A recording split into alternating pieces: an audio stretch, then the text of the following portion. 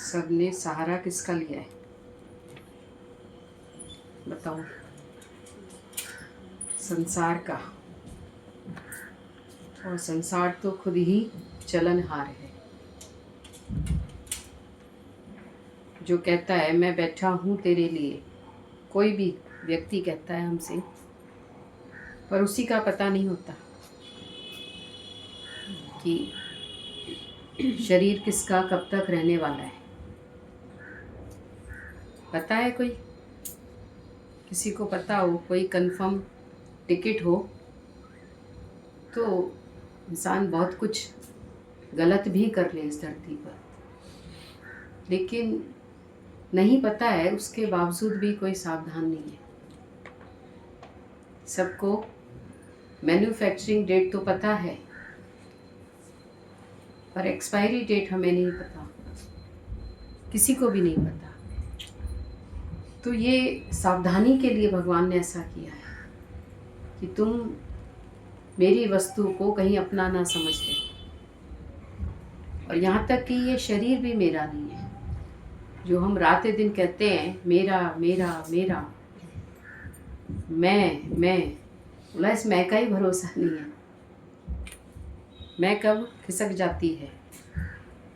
दादा जब एक बार जा रहे थे कहीं, दादा का प्रोग्राम था सब प्रेमियों के साथ घूमने जाने का, तो अचानक से दादा का एक भाई था जो बीमार था, तो डॉक्टर ने उसको जवाब दे दिया। दादा डॉक्टर से मिलने गए और उसको पूछा आप बताओ, तो डॉक्टर ने बोला देखो मेरे हिसाब से तो आपको नहीं जाना चाहिए, क्योंकि अभी ये बहुत ज़्यादा सीरियस है। दादा बहुत असमंजस में पड़ गए। इधर ये प्रोग्राम बहुत बड़ा फिक्स था पहले से, क्या करें। तो फिर अंदर से एक आवाज़ आई कि जैसा ईश्वर कराएगा। अभी तो ये इतने सारे प्रेमी तैयार हैं गुरु के साथ जाने के लिए, तो क्योंकि ऐसी परेशानियां सबके सामने आती हैं जब मन कोई निर्णय नहीं कर पाता। तो अंदर से आवाज़ आई, बोला अगर होगा तो मेरे सामने भी हो जाएगा तो भी मैं कुछ नहीं कर पाऊँगा, बाकी डॉक्टर तो बैठा ही है पूरे टाइम। तो दादा चले गए। और किसके लिए गए थे? भक्तों के लिए, प्रेमियों के लिए, अपने लिए नहीं गए। हम तो अपने सुख के लिए जाते हैं हर जगह। तो जैसा प्रोग्राम था 5 दिन का 6 दिन का, उसके बाद दादा वापस आए तो भाई ठीक ठाक था, लेकिन जो डॉक्टर कह रहा था वो डॉक्टर चला गया। उसको अचानक ऐसी तकलीफ हुई। तो ये अनुभव दादा ने सबको बताया ज्ञान में आने के बाद। बोला हम जो सोचते हैं कई बार वो नहीं होता, और जो नहीं सोचते हैं वो होता है। तो इस धरती पर भगवान की चलती है, ना आपकी चलती है, ना डॉक्टर की चलती है। डॉक्टर को हम भगवान ही तो कहते हैं। भाई डॉक्टर जो कहेगा वैसे ही करेंगे हम। तो बोला डॉक्टर से भी बड़ा है ईश्वर। ईश्वर का हुक्म होता है तो कार्य वही होता है, ये ध्यान रखना। डॉक्टर भी उस रूप में है, भगवान के रूप में, लेकिन डॉक्टर ही भगवान है। बोला ये हमारी सोच गलत है। डॉक्टर, कई लोग कहते हैं ना इसने मुझे ठीक कर दिया, ये भगवान हो गया। बोला नहीं, इस रूप में भगवान आया ठीक करने के लिए। समझ थोड़ा सा ही अंतर है इस बात में। है भगवान, लेकिन उसके ऊपर भी भगवान का हुक्म चल रहा है, वो भी कुछ नहीं कर सकता। वो कहता है मैंने कोशिश की, पर इसके आगे तो मैं भी कुछ नहीं कर सकता। तो यानी ये सब बातें अनुभव की क्यों बताई जाती हैं सत्संग में, जिससे बोला तुम सावधान रहें और सत कार्य में अपना जीवन बिताएं। क्योंकि गुरु हमें जीते जी मरने के लिए क्यों कहता है? क्योंकि मरने के बाद तो किसी को पता ही नहीं है कि क्या होता है। सब तुमको कल्पना से बताते हैं, इमेजिन करके, या शास्त्रों के आधार पर, वेदों के आधार पर थोड़ा सा, लेकिन देखा तो किसी ने कुछ नहीं है। इसलिए गुरु कहता है जीते जी की मुक्ति, जीवन मुक्ति। जब तुम परमात्मा के लेखे अपना जीवन करते हैं तो जीवन मुक्ति का आनंद लेंगे। और कर्म से सावधानी है, क्योंकि मनुष्य जन्म, कल भी बात चली, कर्म काटने के लिए मिला है। तो कर्म सही करोगे तो परमात्मा से योग जुड़ेगा। और सही कर्म की पहचान भी गुरु देता है। सही कर्म हम क्या सोचते थे गुरु मिलने से पहले? सही कर्म है झूठ नहीं बोलना है, सही कर्म है दान करना, सत्कर्म। सत्कर्म है किसी की मदद करना। और बोला ये सब तो सारी दुनिया कर ही रही है। ध्यान दो अगर आप, कि जो लोग सत्संग नहीं भी सुनते वो भी दान करते हैं, वो भी कहते हैं हम सत्य बोलते हैं, पर सत्य है क्या वो जानते नहीं। सत्य क्या है? सत्य बोल, भगवान कृष्ण ने भी युधिष्ठिर से भी क्या बुलवाया? मिथ्या भाषण करवाया। लेकिन फिर भी क्यों कराया? इसका भी कारण है, सबको पता है। क्योंकि सत्य की जीत करानी थी। एक सत्यवादी से मिथ्या भाषण कृष्ण ने क्यों करवाया? ये प्रश्न उठता है। सत्यवादी से हम, सारी दुनिया कहती है सत्य बोलो, लेकिन किसी के उद्धार के लिए, धर्म की स्थापना के लिए, सत्य में टिकने के लिए, बोला अगर ज्ञानी बोलता है तो बोला अपने स्वार्थ के लिए नहीं बोलता। हम अपने स्वार्थ के लिए मिथ्या भाषण बोलते हैं, पूरे दिन झूठ बोलते हैं। और झूठ तो इतना ही बोलते हैं पूरे दिन, अगर पूरा हमारा लेखा जोखा लिखा जाए ना, तो बोला कोई ग्राफ नहीं निकलेगा मुक्त होने का। क्योंकि पूरे दिन मिथ्या भाषण करते हैं। मिथ्या क्या होता है? बोला शरीर जो मिथ्या है उसी की बात करते हैं पूरे दिन। पूरे दिन संसार की बात करते हैं जो कि चेंजेबल है।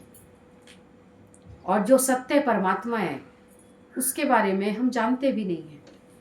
और ये गीता हमको सत्य का ही प्रमाण देती है। तभी गीता पर हाथ रखकर कसम खाई जाती है। कोर्ट में भी, अदालत में भी कोई ग्रंथ नहीं रखा गया। सबको पता है ग्रंथ बहुत सारे हैं, ग्रंथ साहिब भी है, वेद भी हैं, शास्त्र भी हैं, लेकिन ये गीता पर हाथ रखकर क्यों कसम खाई जाती है? क्योंकि ये भगवान के श्री मुख से निकला है। आप इस रहस्य को भी जानो। इस गीता को हम क्यों पढ़ रहे हैं? और भी बहुत सारे ग्रंथ हैं, लेकिन ये बिल्कुल वेदांत का ग्रंथ है। ये भगवान के मुख से निकला है। बाकी सब लिखे गए हैं। किसी ने रामायण लिखी, वाल्मीकि जी ने, लेकिन ये तो भगवान कृष्ण के ही मुख से निकली गीता है और बिल्कुल सत्य है। इसीलिए इसके ऊपर हाथ रखकर कसम खाई जाती है। तो क्योंकि आज के बाद बोला मैं गलत नहीं बोलूँगा, झूठ नहीं बोलूँगा। तो यानी का जीवन ही गीता होता है। गीता गीता अगर लगातार बोलोगे आप तो अंदर से आवाज़ निकलेगी। आप बोलकर देख लेना, त्यागी त्यागी। बोला गीता हमको त्याग सिखाती है। और त्याग बाहर का नहीं, वस्तुओं का नहीं, पर आसक्ति का त्याग, केवल आसक्ति का त्याग। बाहर से तो छोड़कर सन्यासी भी चले जाते हैं, लेकिन अंदर से ना अपना घर भूलता है, ना स्त्री भूलती है, ना सांसारिक सुख भूलते हैं, और ना ही कोई विषय भूलता है। तो दादा ने बाहर, अभी हमें यहाँ रहकर भी याद आ सकता है, लेकिन फिर अपने मन को ही चेंज करना है। ज्ञानी का जीवन कैसा होता है? कीचड़ में कमल। अब भगवान ने इतनी खूबसूरत वस्तु बनाई है धरती पर जिससे हम समझ सकते हैं। बोला कमल बनाया भगवान ने और वो कीचड़ में खिला होता है। उसको अगर आप कहीं और रख देंगे तो वो मुरझा जाता है, लेकिन कीचड़ में वो खिला ही रहता है। तो ज्ञानी भी इसी संसार में रहता है, पर इससे उपराम रहता है। कीचड़ में नीचे नहीं होता कमल, ऊपर होता है, कीचड़ से ऊपर रहता है हमेशा। जितने भी कीचड़ बढ़े, दलदल बढ़े, ऊपर आ जाता है और ऊपर। तो संसार भी बोला बढ़ता रहे, घटता रहे, पर ज्ञानी को कोई अंदर से हलचल नहीं होती, क्योंकि वो संसार के सार को जानता है, तत्व को जानता है। तो हमें भी वही जानना है। कल बताया था भगवान ने कि हे पुरुष श्रेष्ठ, सुख दुख को समान समझने वाले धीर पुरुष को ये इंद्रियें और विषयों के संयोग व्याकुल नहीं करते, वो मोक्ष के योग्य होता है। धीर पुरुष, धीर मतलब धैर्यवान। हमारा धैर्य ही तो खो जाता है सबसे पहले, उसके बाद परेशानी बढ़ती जाती है। तो दुख में धीरज वाला सबसे ज़्यादा काम की चीज़ क्या है दुख में? धैर्य। और धैर्य ही खो जाता है हमारा, बाकी सब होता है हमारे पास धरती पर, लेकिन धैर्य खो गया तो समझना फिर दुख तुम्हारा पीछा नहीं छोड़ेगा। और ज्ञानी के पास धैर्य होता है। और धैर्य क्या है? गुरु हमको रोज दिखाता है, सब जगह ले जाकर बोला देखो, nothing is new under the sun. सूर्य के प्रकाश के नीचे कोई नई बात नहीं हो रही है, और ये ऐसा पहले भी हो चुका है। धरती पर कोई नया बात नहीं हुई है। तो धैर्य आ जाता है।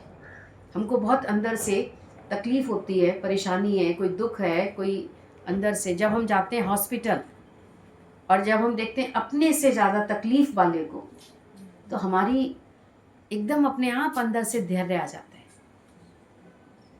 एक सत्संगी के बच्चे को, 1.5 साल का बच्चा था, उसको कैंसर हुआ, 1.5 साल का, और कोरोना के टाइम में, कोरोना के पीरियड में, उस समय 1.5 साल के बच्चे को कहाँ लेके जाएं, कैसे?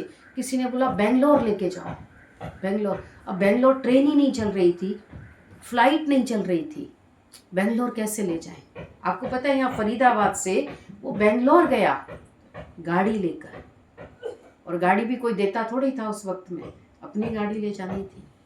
उसने बताया, बोला रास्ते में हम भाई इतनी लंबी जर्नी कोई एक रात में तो हो नहीं जाएगी, रुकना पड़ा। बोला कई दरवाजे खटखटाए कि हमें कुछ खाने को दे दो, क्योंकि अपने साथ भी ले गए थे, वो ख़त्म हो गया धीरे धीरे, कोई दरवाज़ा भी नहीं खोल रहा था, बहुत परेशानी थी।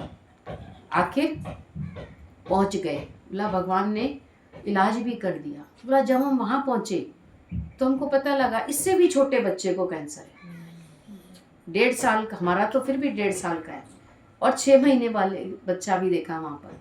बोला अंदर से हमको एकदम हिम्मत आ गई। तो ये सब सुनते हैं। फिर एक और सत्संगी के यहाँ हुआ, हमारे यहाँ ऐसे, उनका बच्चा 1 साल का ही हुआ था, उसका बर्थडे ही था, उसी दिन पता लगा। जब उसको अचानक तकलीफ थी, उसको बर्थडे तो मना लिया, उसके बाद लेकर गए हॉस्पिटल, तो बताया कि अरे इसको तो ये तकलीफ है। फिर हमने उसको बताया, हमने कहा देखो उनका तो फिर 1.5 साल का बच्चा था। तो बोली शुक्र है भगवान का, अभी हमारे यहाँ तो कोरोना भी निकल चुका है, हम जा सकते हैं कहीं भी, अभी लोकल भी दिखा सकते हैं, यहाँ भी बहुत अच्छे हॉस्पिटल हैं। तो धैर्य कैसे आता है?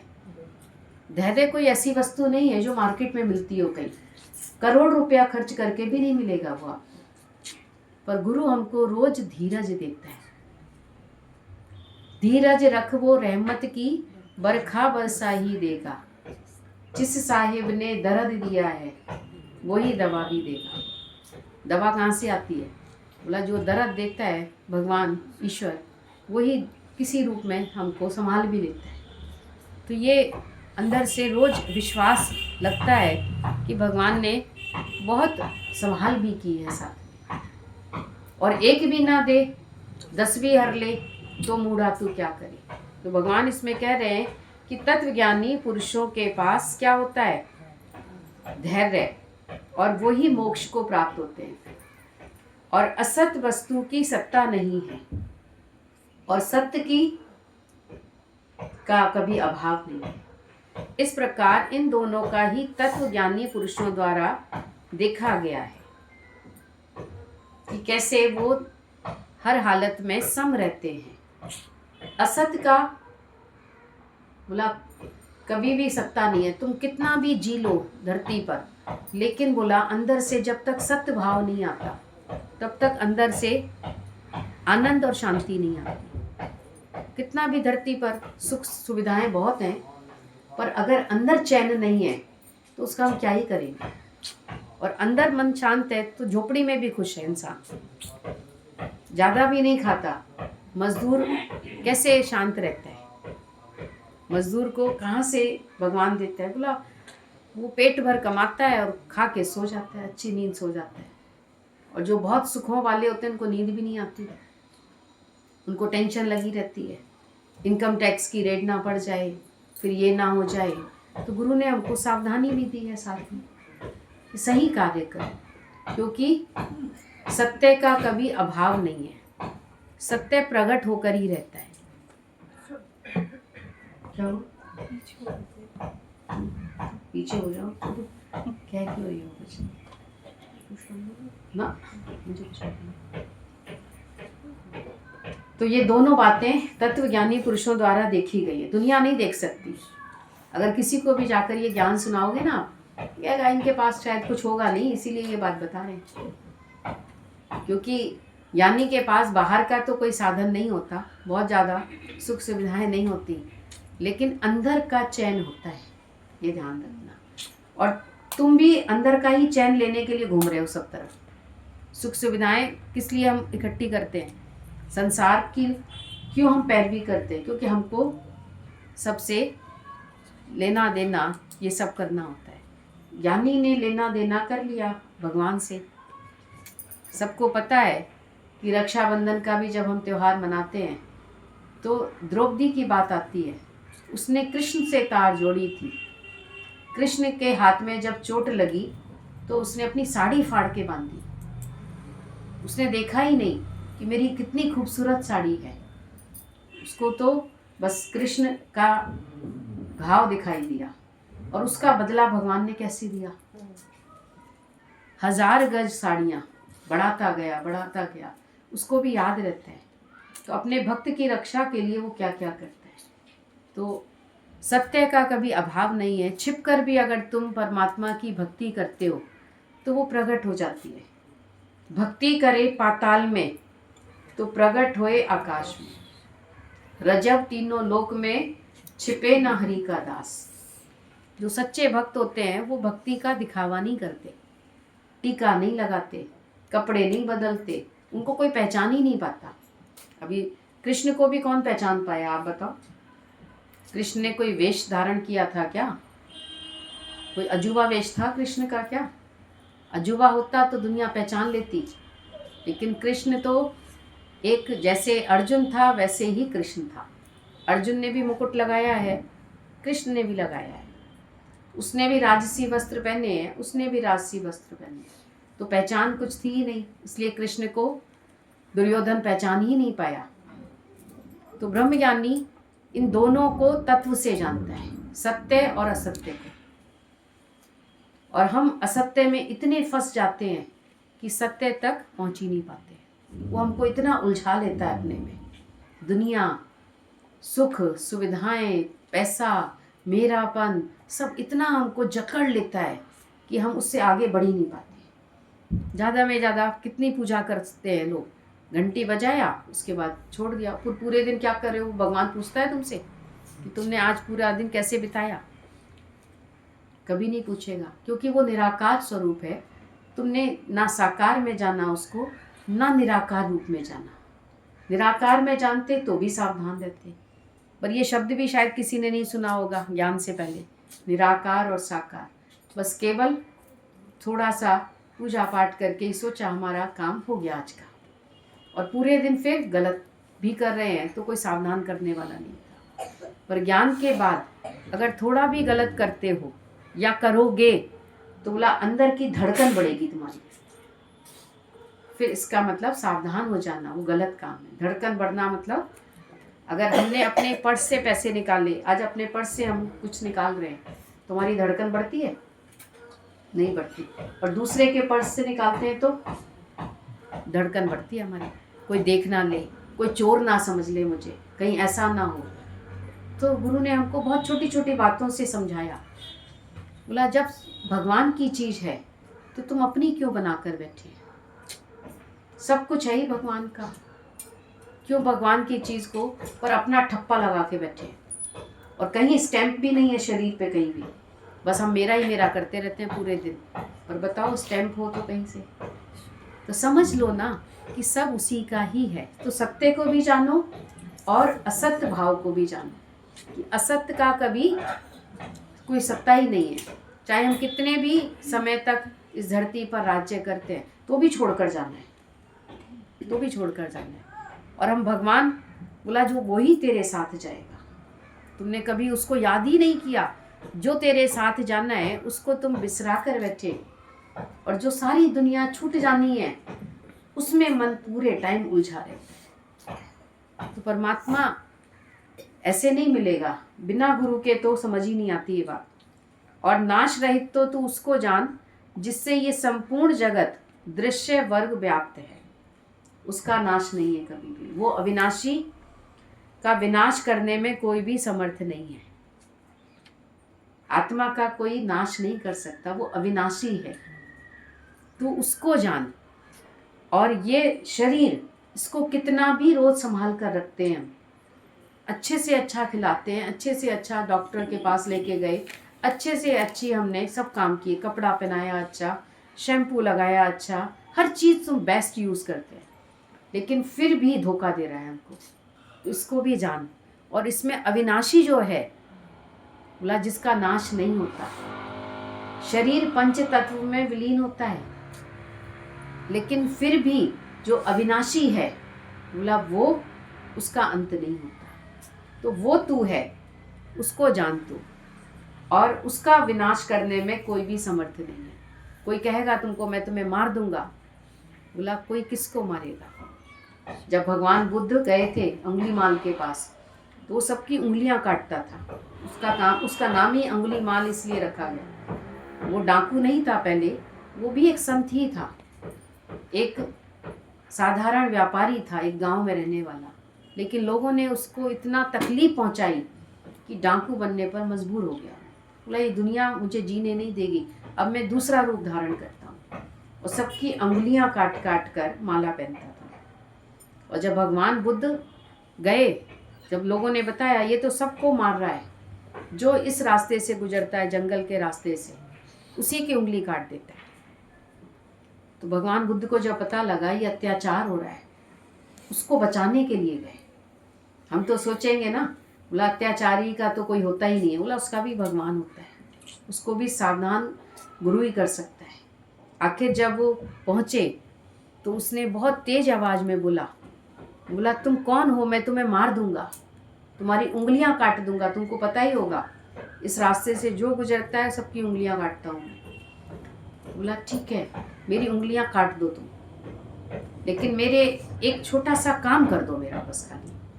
बोला क्या काम है तुम्हारा, बताओ मुझे, जल्दी बोलो नहीं तो मैं तो आगे बढ़ने नहीं दूंगा तुमको। बोला एक पेड़ से एक पत्ता तोड़ो, जंगल में ही तो था। तो बोला ये कौन सा बड़ा काम है जो मुझसे करवा रहे हो? बोला तोड़ दो। उसने तोड़ा ऐसे करके, हाथ से सभी तोड़ सकते हैं। बोला अब इसको जोड़ आओ, जोड़ दो। बोला वो मैं कैसे कर सकता हूँ? तब उसको जगाया भगवान बुद्ध ने। बोला जब तुम जोड़ नहीं सकते तो तुमको तोड़ने का भी अधिकार नहीं है, और तुम मुझे मारने की बात करते हो। बोला मैं तो कभी मरूंगा ही नहीं। बोला कैसे नहीं मरोगे? बोला शरीर जाएगा पर मैं थोड़ी जाऊंगा। उन्होंने उस तत्व को जान लिया था, प्राप्त कर लिया था, इसलिए उनके अंदर से आवाज़ निकल सकी। हमारे अंदर से तो नहीं निकलेगी कभी भी। तुम कहोगे ना, हमेशा तुमसे कुछ कहा जाए तो ना ना ना, ये दुख नहीं सहन कर सकती मैं ऐसा नहीं कर सकती। बोला अरे दुख में जब साथ होता है भगवान का, साथ होता है गुरु का, आत्मविश्वास होता है हमारे पास, तो बोला कब दुख यहाँ से आता है और ऐसे निकल जाता है, हमें पता ही नहीं लगता। और दुख हमें बहुत सावधान करने आता है, ये ध्यान रखना, क्योंकि सुखों में कोई सावधान नहीं होता, पर दुखों में फिर भी थोड़ा सा जागा रहता है मनुष्य। पर सुख में तो गहरी नींद में सो जाता है, नींद आती है फिर। तो गुरु हमको बताता है अविनाशी क्या है और उसका विनाश कोई नहीं कर सकता। कृष्ण का भी शरीर आज नहीं है, लेकिन अविनाशी कृष्ण आज भी है। तभी तो सारी दुनिया भाग रही है, भागती रहती है। क्यों जाती है मथुरा वृंदावन में? बोला कृष्ण को का दर्शन करने जा रहे। शरीर कहाँ है उसका आज भी? और जो अविनाशी परमात्मा है, बोला वो तेरे अंग संग है। सो प्रभु दूर नाई सो तू है। तो उसकी पहचान भी गुरु से मिलती है। एक दिन शरीर तो जाएगा, सभी का नाशवान है। भगवान उसको यही बताने जा रहे हैं। बोला ना आगे तू रहेगा ना ये शरीर रहेगा। इस नाश रहित अप्रमेय नित्य स्वरूप जीवात्मा के ये सब शरीर नाशवान कहे गए हैं। इसलिए हे भरतवंशी अर्जुन, तू युद्ध कर।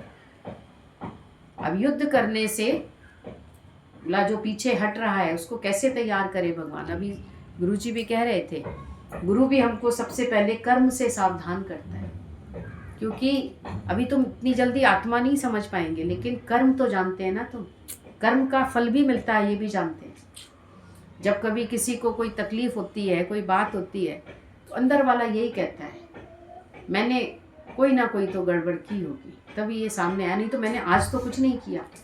सब क्या बोलते हैं, इस जन्म में तो मैंने किसी का बुरा ही नहीं किया, पर कोई तो कर्म का हिसाब किताब है ना। तो ये शरीर जो है सभी का ही नाशवान है और इसमें नित्य स्वरूप परमात्मा विराजमान है, वो तू है। तो हे इसलिए इस बात को जानकर तू युद्ध कर। अभी हम सोचेंगे ना कि अब हम ये काम छोड़ देते हैं, अब हम नौकरी करना छोड़ देते हैं। बोला नौकरी नहीं करोगे तो पूरे दिन क्या करोगे तुम? 8 घंटे 10 घंटे घर में बिताकर तुम करोगे क्या? जब तक शरीर चल रहा है थोड़ा सा काम वो कर लिया, उसके बाद निकल आता है ज्ञानी वहाँ से। वहाँ पर कोई जुड़ा हुआ नहीं होता। या तुम्हारा इतना भक्ति में मन लगे, थोड़ी देर भी बैठना मुश्किल होता है लोगों को सत्संग में। इतना समय सोच कर आए थे, बस इतना ही बैठ सकते हैं। और पूरा दिन कैसे घर में बीत जाता है तुम्हारा, बातें करने में, दुनिया की धंधे करने में समय कैसे बीत जाता है। कई लोग कहते हैं ना अब मैं ये नहीं करूँगी, तो बोला क्या करोगे?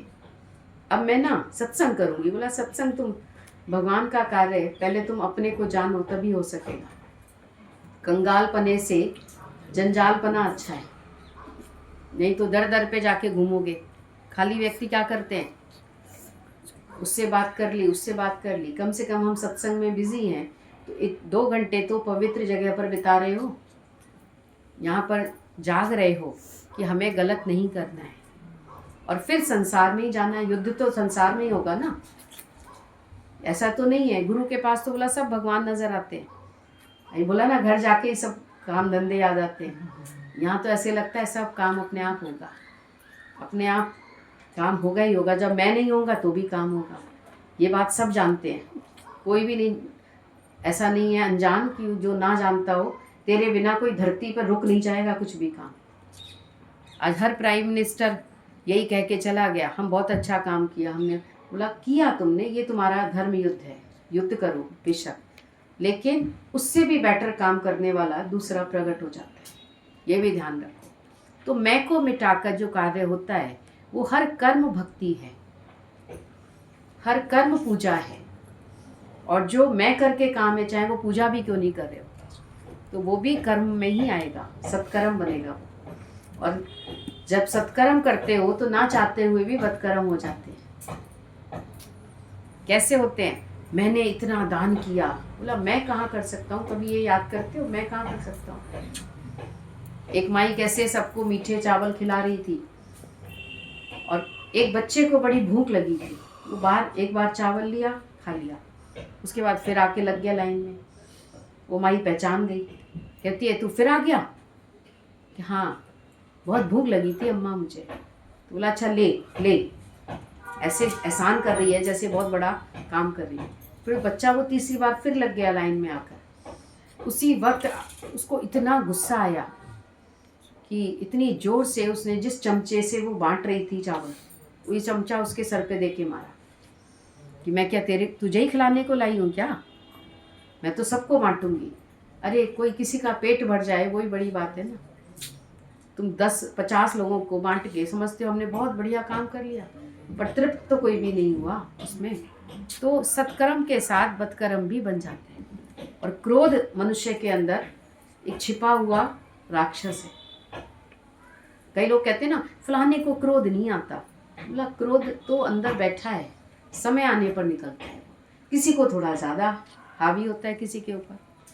तो गुरु ने हमको सावधान किया, क्योंकि क्रोध में ऐसे गलत काम हो जाते हैं कि मनुष्य को फिर बहुत पछताना पड़ता है। अभी गीता में भगवान बताएंगे कि जिसने काम और क्रोध पर विजय प्राप्त कर ली, मतलब उसका दर्शन गंगा के दर्शन से भी ज़्यादा पवित्र है। तो काम और क्रोध, मतलब काम वासना भी अंत तक नहीं जाती है, बड़ी मुश्किल से निकलती है। अब वो निकलती तभी है जब गुरु मिलता है, जब गुरु अपना आप दिखाता है हर जगह, तो फिर कोई इच्छा भी नहीं बचती है। और कई लोग पूछते हैं क्रोध को कैसे कंट्रोल कैसे करें। तो संत के पास एक गया व्यक्ति, क्रोध को कैसे हम वश में करें। तो संत ने बहुत अच्छा उपाय बताया। बोला आज दिन क्या है? बोला आज है दिन सोमवार। तो बोला देखो अपने मन को बोला करो, सोमवार हफ्ते का पहला दिन होता है, पहले दिन क्रोध नहीं करूँगा, शांति होगी पूरे दिन। आज नहीं करना है, कल करूँगा। फिर कल आएगा मंगलवार। बोला मंगलवार दिन अमंगल क्यों करूँ मैं, आज अमंगल नहीं करना, आज मंगल ही मंगल करना है। फिर वो दिन निकल गया तेरा। फिर आएगा बुधवार। बोला बुधवार होता है बोध का दिन, ज्ञान का दिन होता है। बोला ज्ञान के दिन गलत काम क्यों करूँ, क्रोध, वो भी दिन निकलेगा तेरा। फिर क्या आता है गुरुवार। बोला गुरु के दिन तो वैसे ही कुछ नहीं, गलत काम नहीं करना हमें, गुरु सामने बैठा है, हर वक्त बैठा है वो। बोला गुरु कोई एक रूप में नहीं होता, गुरु अनेकों रूप में होता है। जैसे कृष्ण ने अपना विश्व रूप दर्शन कराया, बोला गुरु भी हमको दिखाता है। बोला एक शरीर गुरु नहीं होता, गुरु जो होता है वो तत्व होता है, और वो सर्वत्र जब महसूस करोगे तो तुम कुछ गलत कर ही नहीं पाओगे कि यहाँ भी मेरा गुरु देख रहा है। तो गुरुवार का दिन भी निकलेगा। और शुक्रवार का दिन तो शुक्राना करने का दिन है, तो आज तो वैसे ही नहीं करना है हमको। बोला शनिवार आता है जब, तो शनिवार में बोला बहुत सावधान रहना होता है, नहीं तो शनिचर आ जाता है। कहते हैं ना आज शनिचर आ गया तुम्हारे ऊपर। शनिचर भी एक मतलब एक उसमें यूज़ करते हैं। बोला शनिचर मत फैलाओ उस घर में, गंदगी मत फैलाओ। बोला अगर तुमने क्रोध किया तो ध्यान रखना कि तुम्हारे जीवन में शनिचर आ जाएगा। और फिर आ गया रविवार। बोला आज छुट्टी का दिन है, तो छुट्टी के दिन तो वैसे ही जब सबकी छुट्टी है तो क्रोध की भी छुट्टी करनी है आज हमको। तो जीवन गुरु हमको युक्ति देता है, ज्ञान के साथ साथ वो हमको ऐसी युक्ति देता है कि मन अपने आप शांत होता है। बोला नहीं करना। अपने ऊपर क्रोध किया है कभी? हमसे भी बहुत बार रसोई में दूध निकल गया, पर हमने क्या किया, चुपचाप से सफाई करके आ गए, किसी को बताया ही नहीं, थोड़ा ही तो निकला है। और दूसरे से जरा सा ही छलक जाए चारों तरफ, जब तक 4 लोगों को नहीं बता दिया तब तक मन शांत नहीं होता। देखो आज सारा दूध निकाल दिया, दूध निकालना बड़ा अपशगुन होता है, ये होता है, ये होता है, 50 बात कर ली। तो दूसरा देखा तो कितने कर्म बने। बोला ठीक है ना, अपने से भी तो नुकसान हुआ है बहुत सारा। तो गुरु ने हमें हर जगह अपना आप दिखाया। अपना आप देखकर बोला सारे विकार शांत हो जाते हैं। अपने ऊपर ना क्रोध किया हमने, ना अपने से तुमको कोई विकार है, ना विषय है। अपने से कोई विषय नहीं है हमें, विषय भी दूसरे में ही है। तो अपना आप देखोगे तो उसी तत्व की पहचान भगवान उसको दे रहे हैं कि जो इस आत्मा को मारने वाला समझता है और जो इसको मरा हुआ मानता है, वे दोनों ही नहीं जानते, क्योंकि ये आत्मा वास्तव में ना तो किसी को मारता है और ना किसी के द्वारा मारा जाता है, ना वो मरता है और ना ही वो मारा जाता है। तो और फिर मरता कौन है फिर? बोला ये मरता कोई भी नहीं है, पंच तत्व का शरीर पंच तत्वों में विलीन हो जाता है। सबसे पहले बोला हम जब ऐसे छू कर देखते हैं तो शरीर ठंडा पड़ गया, अब अग्नि तत्व खत्म हो गया। और उसको बोला अभी तक ब्लड निकल रहा था, हमने टच ऐसे सुई डाल के देखो, ब्लड ही खत्म हो गया, पानी खत्म, पानी का अंश भी खत्म। धीरे धीरे बोला अंदर जो वायु का आकाश था, आकाश तत्व भी खत्म।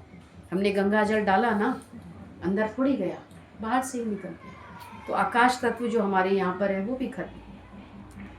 और बचा क्या फिर? वायु तत्व। बोला श्वास तो पहले ही, प्राण वायु का। तो पंच तत्व, मिट्टी बची, मिट्टी को हम मिट्टी में मिलाकर आ गए। पंच तत्व में विलीन हुए। और आत्मा बोला परमात्मा से मिलकर एक। तो बोला change of dress, change of address. तो भगवान कृष्ण कह रहे हैं इस बात को कि आत्मा ना तो कोई मार सकता है और ना कोई मरता है, आखिर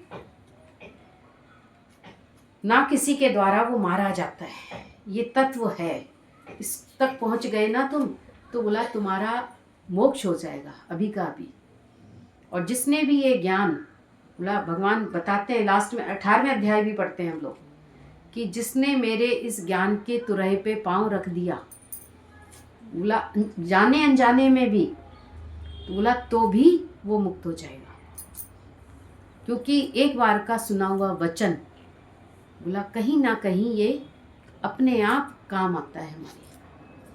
तो रोज का मेहनत इसलिए है क्योंकि रोज हमारे मन पर धूल आ जाती है, रोज मोह आ जाता है, रोज आसक्ति आ जाती है, रोज विकार आ ही जाते हैं। जैसे हम घर को बंद करके रखते हैं, हमारा शीशे का घर है, सभी का आजकल विंडो लगी है, आपको लगेगा जैसे धूल नहीं आती होगी, पर धूल कहाँ कहाँ से आती है ये भी आपको पता ही होगा। तो कई लोग कहते हैं हमने एक दिन सुन लिया अब ना सुने, बोला रोज की ज़रूरत है। हाँ, युक्ति से गुरु सुनाता है कि अगर किसी के पास समय नहीं होता तो गुरु कहता है ठीक है, अगर हफ्ते में एक बार भी आओगे, अगर छुट्टी वाले दिन भी आ जाओगे, तो भी बोला ये ज्ञान तुमने सुन लिया ना तो तुमको हर जगह काम आएगा। बिजनेस में भी काम आएगा, सर्विस में भी काम आएगा, घर में भी, रसोई में भी काम आता है। रसोई में भी बोला लोग कैसे काम करते हैं आपको पता है? आजकल बहुत चिड़चिड़ के काम करते हैं, बहुत झिक झिक के काम करते हैं, मुझे ही करना पड़ता है, मैं ही करता हूँ, मैं ही सारे घर का काम करती हूँ। बोला नहीं, अब अंदर से बोलो मैं नहीं कर रहा हूँ, भगवान करवा रहा है, मैं थोड़ी कुछ कर रहा हूँ, सब हो रहा है। और ये हाथ पैर अगर चलेंगे नहीं तो आपको पता है बिल्कुल जाम हो जाएंगे। फिर इसके लिए हमको विशेष रूप से फिजियोथेरेपिस्ट के पास जाना पड़ता है, डॉक्टर के पास जाना पड़ता है। हमारे घर की सेवाएं ही इतनी बढ़िया हैं, अगर इसी को प्रेम से करोगे, भाव से करोगे, तो तन और मन एक होकर कार्य करेगा तो वो पूजा हो जाएगा। तो चिड़चिड़ के कभी खाना मत पकाना, क्योंकि वो भोजन भी कहीं जाकर एनर्जी नहीं देगा। एनर्जी, बोला माँ जब भोजन बनाती है अपने बच्चे के लिए तो माँ क्या कहती है? बेटा एक और खा लेना, यही कहती है ना। वो कहता मम्मी पेट भर गया, नहीं बेटा एक और खा ले, छोटा सा बनाया मैंने तेरे लिए, छोटा छोटा करके भी उसको 2 खिला देती है। और अगर काम वाली बनाती है तो कम बनाने पड़े मुझे, आज 2 लोग कम है ना घर के, तो कम भोजन बनेगा तो मेरा काम जल्दी हो जाएगा। इस घर में आज मेरा काम जल्दी हो जाएगा क्योंकि आज घर में लोग ही नहीं है। तो वो काम करके समझ रही है, वो सिर्फ भागने के कार्य से आई है, लेकिन गुरु ने बोला भगवान के भाव से कार्य करो। जहाँ भी तुम सेवा करते हो, अभी सुन रहे थे आप लोग भी, सब सुन रहे होगे, बोला गुरुद्वारे में जाके लोग कितनी सेवाएं करते हैं, जाके देखो। गुरुद्वारे भी इसीलिए देख कर आया करो कि कैसे सब प्रेम भाव से सेवा करते हैं। 100 फुल के भी, आजकल तो मशीनें आ गई हैं देखो, लेकिन पहले से मशीनें तो नहीं थी। आप सब अब अभी तो मशीनें आई हैं कुछ समय पहले ही, कि आटा गूंदने की मशीन आ गई, कि रोटी फुल्का बनने की मशीन आ गई। पहले तो सब सेवाएं हाथ से भी हुई हैं, तो सब आराम से करके आते हैं। बोला ये घर भी गुरुद्वारा है, इसमें भी जो कार्य हो रहा है भगवान के भाव से करो। तो आत्मा को जानोगे कैसे? पहले अपने हृदय में प्रेम तो लेकर आओ भगवान के लिए। सुखी आत्मा नहीं समझ आएगी, ये भी ध्यान रखना। आप सोचोगे आज हमने गीता पढ़ ली, आज हमको समझ आ जाएगी। बोला नहीं, जब तक प्रेम, विश्वास, भक्ति नहीं होगी तब तक ये आत्मा अंदर भी नहीं जाएगी। समझ ही नहीं आएगी। फिर मन कहेगा वो तो फलाना तो चला गया। बोला नहीं, है, वो है, आज भी वो मेरे साथ है। तो गुरु हमको रोज याद कराता है वो कैसे किसको मारता है। तो हे प्रथापुत्र अर्जुन, जो पुरुष इस आत्मा को नाश रहित, नित्य, अजन्मा और अव्यय जानता है, वो पुरुष कैसे किसको मरवाता है और कैसे किसको मारता है। तुमको लग रहा है कि शायद मैं मरवा रहा हूँ। बोला मैं नहीं मरवा रहा हूँ, मैं किसको मरवा सकता हूँ, और तुम भी किसी को मार नहीं सकते, ये भी ध्यान रखना। अर्जुन के सामने युद्ध है तो बोला तुम भी किसी को नहीं मार सकते। अभी हम सोचते हैं ना कि फलाने ने, बोला कोई किसी को नहीं मार सकता, ये सब ईश्वर के हाथ में। माँ परेशान होती है, एक बच्चे को माँ खिला रही थी, खिलाते खिलाते बच्चा हाथ से छूट गया और छोटा बच्चा था, उसकी डेथ हो गई। माँ अपने को ही दोष दे रही है, मैंने ऐसा क्यों किया। बोला माँ का भाव तो गलत नहीं था ना। हमारी एक सत्संगी के छोटा बच्चा था 1.5 साल का, उस समय पहली बार आए थे यहाँ पर रामदेव जी, और वो सबको कहते थे मैं सबको जिंदा कर सकता हूँ, जीवन दान दे, जीवन दान। फिर वो भी रोज जा रही थी सुबह शाम। आपको सबको याद होगा जब 12 सेक्टर में आए थे, लोगों को बड़ा अंदर, पहली बार जब आए तो भाग रहे थे, लोग भाग रहे थे। और वो सुबह गई थी और उसको शाम को भी जाना था, शाम को जाना था। उसका छोटा बच्चा बाथरूम में था, चलते चलते वो खाना पका रही थी, छोटा छोटा बच्चा बाथरूम में पहुंच गया, और इतना बड़ा टब रखा था, पानी भी भरा हुआ था, उसमें ऐसे बच्चा चला गया। और वो खाना ही बना रही, उसको पता ही नहीं। जब थोड़ी देर बाद उसने देखा, अरे बच्चे की आवाज़ ही नहीं आ रही, आवाज़ ही नहीं आ, तो इतने दौड़ भाग के घर में देखा, ऐसे ऐसे करके, बड़ा घर था, देखा तो कहीं दिख नहीं रहा है। फिर वो उधर भी चली गई, बाथरूम में देखा तो वो टब में पड़ा था। अब डॉक्टर के पास लेकर भागे, पहले तो वहाँ भागे तो डॉक्टर ने तो बोल दिया नहीं है। फिर वो गई, फिर दौड़ के फिर रामदेव जी के पास गई, कैसे भी इसको जिंदा कर दो, कैसे भी इसको कर दो, मैं तो रोज आ रही हूँ आपके पास, आप तो सबको ठीक कर देते हो, आप तो सबको ठीक कर देते हो। तब उसने बोला मैं ये नहीं कर सकता, मैं ये नहीं कर सकता। हाँ, मैं जीवन वैसे देता हूँ, स्वास्थ्य देता हूँ सबको, लेकिन मैं किसी को ऐसे जीवित नहीं कर सकता। ये मेरे भी हाथ में नहीं है, डॉक्टर के हाथ में नहीं है, तो मेरे भी हाथ में नहीं है। तो गुरु भी हमको इस बात से सावधान करता है। बोला ये सब ईश्वर के हाथ में है। तो ना कोई किसी को मारता है, ना कोई किसी को मरवा सकता, और कैसे मरवा सकता है किसी को, नहीं कर सकता। आखिर जैसे मनुष्य पुराने वस्त्रों को त्याग कर दूसरे नए वस्त्रों को ग्रहण करता है, वैसे ही जीवात्मा पुराने शरीरों को त्याग कर दूसरे नए शरीरों को प्राप्त होता है। और इस आत्मा को शस्त्र नहीं काट सकते, इसको आग नहीं जला सकती, इसको जल नहीं गला सकता, और वायु भी नहीं सुखा सकती। तो आखिर है क्या वो? तो बोला आत्मा वो आश्चर्यवत है कि उसको एक्सप्लेन नहीं कर सकते, पर अनुभव कर सकते। कौन सुबह तुमको, किसने तुम्हारी आँख खोली, किसने तुमको उठाया, कौन प्राण वायु है, सब कैसे वही ईश्वर कर रहा है, उसको महसूस कर सकते हो, तुम अनुभव कर सकते हो। बाकी जो जीवात्मा है, बोला वो पुराने वस्त्र, जैसे आपके वस्त्र पुराने हो गए, अब आप क्या करोगे, नया कपड़ा लाते हो, नया लाकर पहनकर खुश होते हो। तो बोला जीवात्मा भी इस पुराने वस्त्र को छोड़कर नया वस्त्र धारण करती है।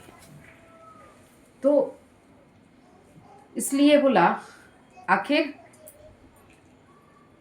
नए वस्त्रों को ग्रहण करता है, उसी प्रकार जीवात्मा भी नए शरीर को प्राप्त होती है। तो कोई कहीं नहीं जाता, अंत वेले की वासना उसको वैसा ही जन्म दे देती है। और ज्ञानी बोला जीते जी भी अपने ग्रह में बैठा है, यानी अपने आत्मा के घर में, और उसके बाद भी वो अपने आत्म घर में ही है। बाकी जीवात्मा यानी मन, सूक्ष्म शरीर, बोला उसके अनुसार जन्म होता है। तो गुरु हमको जीते जी ही इस मन को कहता है, मन को आत्मा की राह दिखा दो, वरना मन नहीं मानेगा। तो घबराने की बात नहीं है।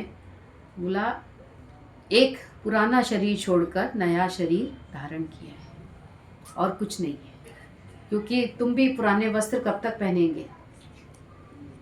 चाहते हैं पहनना, थोड़े दिनों बाद ही चेंज कर लेते हैं। तो भगवान ने भी बोला ये प्रथा रखी है कि कोई भी अगर शरीर तकलीफ वाला होता है बहुत, तो आखिर पंच तत्व में मिलकर वो मुझसे मिलकर एक हो जाता है। और इस आत्मा को शस्त्र भी नहीं काट सकते, ये सब भगवान के हाथ में।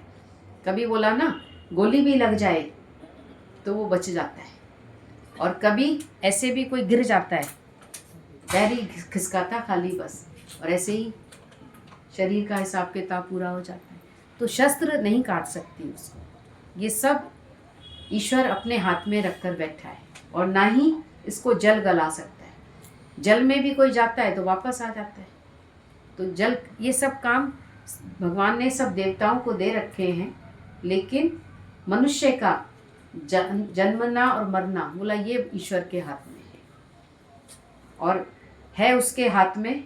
लेकिन तुमको मनुष्य जन्म इसलिए दिया है कि तुम मुक्त हो जाओ, नहीं तो जन्म बहुत सारे हैं, 84 लाख योनियां हैं। उसके बाद ये मनुष्य जन्म मिलता है, 84 लाख के बाद।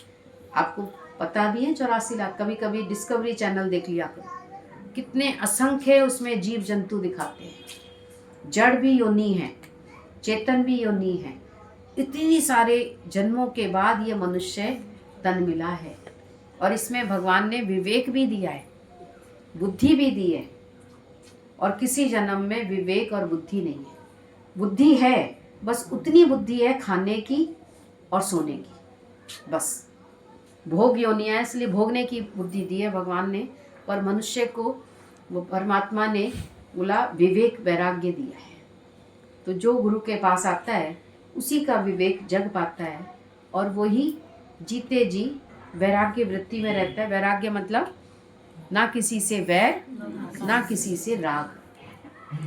कबीरा खड़ा बाजार में, सबकी मांगे खैर, ना काहू से दोस्ती, ना काहू से वैर, सबको प्यार कर।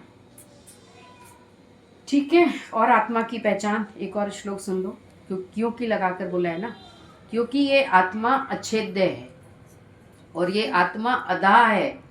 शरीर दाह होता है, आत्मा दाह नहीं होती है। आत्मा निर्लेप है, उसको कोई दाह नहीं कर सकता, और निसंदेह अशोष्य है, तथा ये आत्मा नित्य है, सर्वव्यापी है, अचल है, स्थिर रहने वाला है, और सनातन है। शरीर तो अभी मिला है हमको, पर ये सनातन है, पहले से ही है। शरीर तो बाद में तुमने धारण किया, पर तू इस धरती पर पहले ही था, निराकार स्वरूप में था, फिर साकार बन गया। और अच्छेद्य है, इसको कोई छेदन नहीं कर सकता, ऐसे कोई तकलीफ नहीं पहुंचा सकता। तो शरीर को तकलीफ होती है, आत्मा को तकलीफ नहीं होती है। तो शरीर ही बदलता है, आत्मा तो है ही है, और कोई दूर नहीं है। अगर याद करो तो जब भगवान भी वहीं है, तो वो भी यहीं है, कहीं दूर नहीं है। बाहर से रूप बदला है खाली, बाकी तो वही हमारे अंदर विराजमान है। क्योंकि हम हर वक्त महसूस करते हैं, भगवान को भी याद करते हैं, तो हम उसको भी याद करते हैं। गुरु ने कोई मना थोड़ी किया याद करने को, बोला वो तो हर पल याद आएगा, तो उस याद के रूप में ही तो हमारे साथ रहेगा।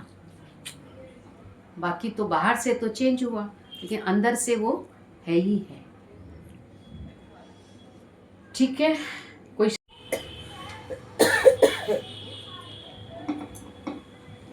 ये सब गीता सुन रहे हैं, और इस गीता को ही हम इस भजन में गा रहे हैं। व्यर्थ चिंतित हो रहे हो, व्यर्थ डर कर रो रहे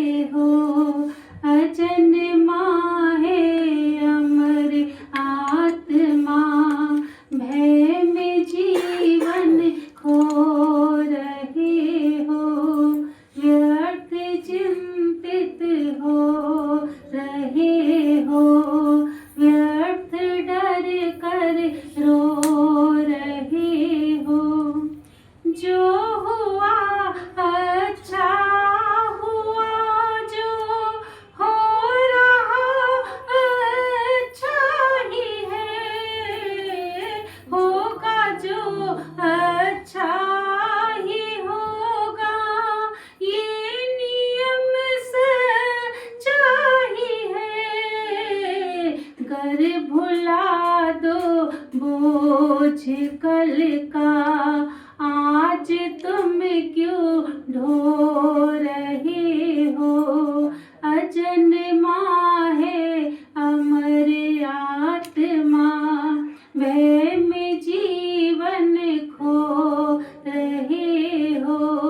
व्यर्थ चिंतित हो रहे हो, व्यर्थ डर कर रो रहे हो। हुई भूली भूल का फिर आज पश्चाताप क्यों।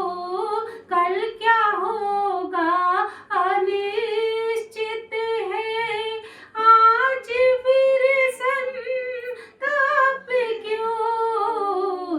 जुट पड़ो कर्तव्य में तुम, बाट किसकी जो रहे हो। अजन्मा है अमर आत्मा, भय में जीवन खो रहे हो। व्यर्थ चिंतित हो रहे हो, व्यर्थ डर कर रो रहे हो। क्या करा तुम रो पड़े तुम, लाए क्या थे खो दिया है। हुआ क्या नष्ट तुमने, ऐसा क्या था खो दिया। व्यर्थ ग्लानि से भरा मन, आंसुओं से धो रहे हो। अजन्मा है अमर आत्मा, भय में जीवन खो रहे हो। व्यर्थ चिंतित हो रहे हो, व्यर्थ डर कर रो रहे हो। लेके खाली हाथ आए, जो लिया यही से लिया। जो दिया है नसीब उसका, जो दिया यही से दिया। जान कर दस्तूर जग का, क्यों परेशान हो रहे हो। अजन्मा है अमर आत्मा, भय में जीवन खो रहे हो। व्यर्थ चिंतित हो रहे हो, व्यर्थ डर कर रो रहे हो। जो तुम्हारा आज है वो कल होगा किसी और का। होगा परसों जाने किसका, ये नियम सरकार का। मगन हो अपना समझना, दुखों को क्यों संजो रहे हो। अजन्मा है अमर आत्मा, भय में जीवन खो रहे हो। व्यर्थ चिंतित हो रहे हो, व्यर्थ डर कर रो रहे हो। जिसको तुम मृत्यु समझते हैं वही जी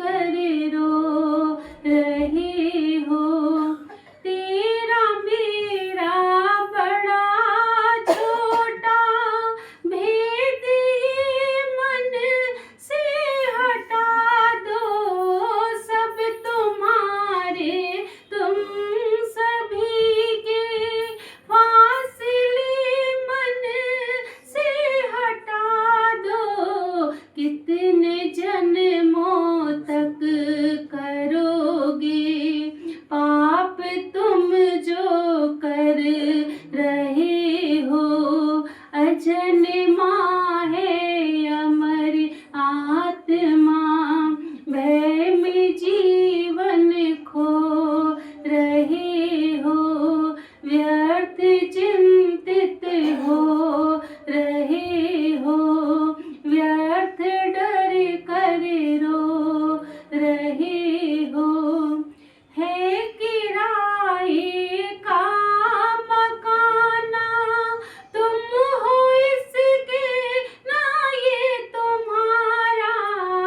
है किराए का मकाना तुम हो इसके ना ये तुम्हारा। पांच तत्वों से बना घर कुछ दिनों का है सहारा। इस मकाम में हो मुसाफिर किस कदर यूं सो रहे हो। अजन्मा है अमर आत्मा भय में जीवन खो रहे हो। व्यर्थ चिंतित हो रहे हो। व्यर्थ डर कर रो रहे हो। उठो अपने आप को भगवान को अर्पित करो। अपनी चिंता शोक और भय सब उसे अर्पण करो। है वो ही उत्तम सहारा क्यों सहारा खो रहे हो। अजन्मा है अमर आत्मा भय में जीवन खो रहे हो। व्यर्थ चिंतित हो रहे हो। व्यर्थ डर कर रो रहे हो। जब करो जो भी करो अर्पण करो भगवान को। सदा कर दो समर्पण त्याग कर दो तुम अभिमान को। मुक्ति का आनंद अनुभव सर्वथा क्यों हो रहे हो। अजन्मा है अमर आत्मा भय में जीवन खो रहे हो। व्यर्थ चिंतित हो रहे हो। व्यर्थ डर कर रो रहे हो। अजन्मा है अमर आत्मा भय में जीवन खो रहे हो। व्यर्थ चिंतित हो रहे हो। व्यर्थ डर कर रो रहे हो। हरि